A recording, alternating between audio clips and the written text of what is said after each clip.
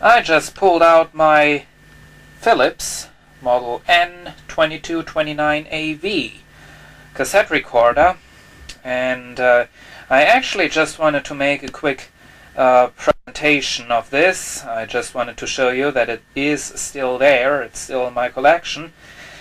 But when I put in a cassette to play it, I had to find out that the only thing you'll get is this.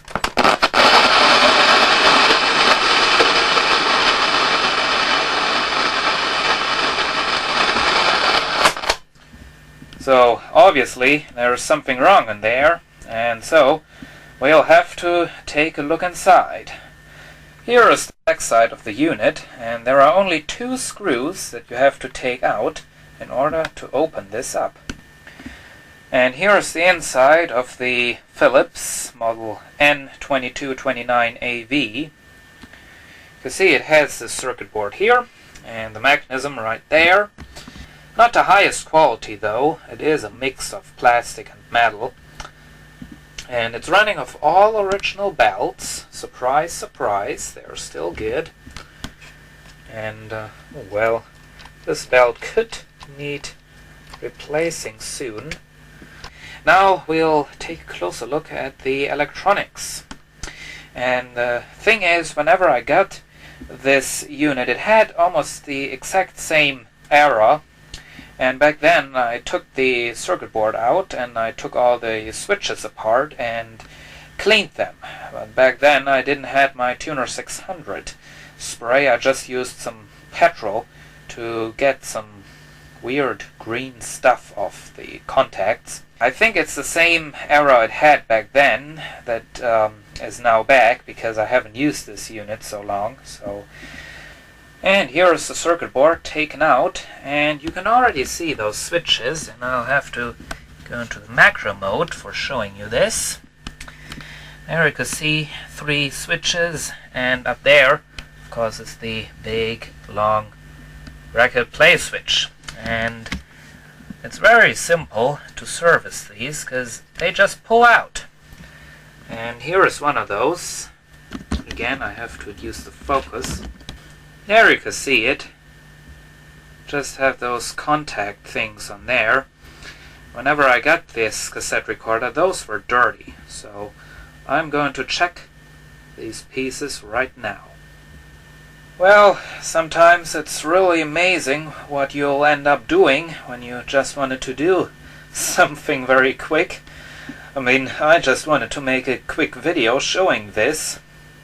And now I have been cleaning the contacts, all the contacts of the switches, the circuit board. I replaced the capstan drive belt. I moved that little switch down there, which is switching the power, because it was kind of bent and it wouldn't switch the power on very reliable. And I also adjusted the speed, because the cassette deck was running too slow. But now, finally, it should be working fine. Well, now I have the unit back together, and obviously I did something wrong, because the unit is not turned on, and still, as you can see, the stupid VU meter lights up. So, there is something wrong with that. Okay, that problem should be fixed. I just bent a little contact into the wrong place. Now I want to make a recording using this unit. So put in the cassette, pause, record play. I want to turn the speaker off and the internal microphone on.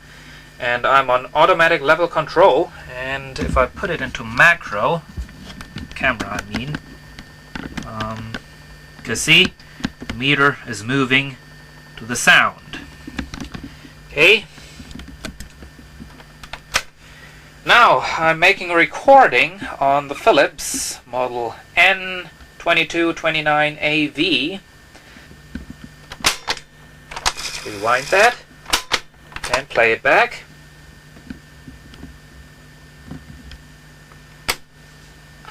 Now I'm making a recording on the Philips model N2229AV. This recorder is only an AV recorder, if you have a special separate unit, which I don't have. So for me, this is not an AV recorder. Well, I think the cassette, the tape is bad, so that's the reason why it sounded a little bit distorted.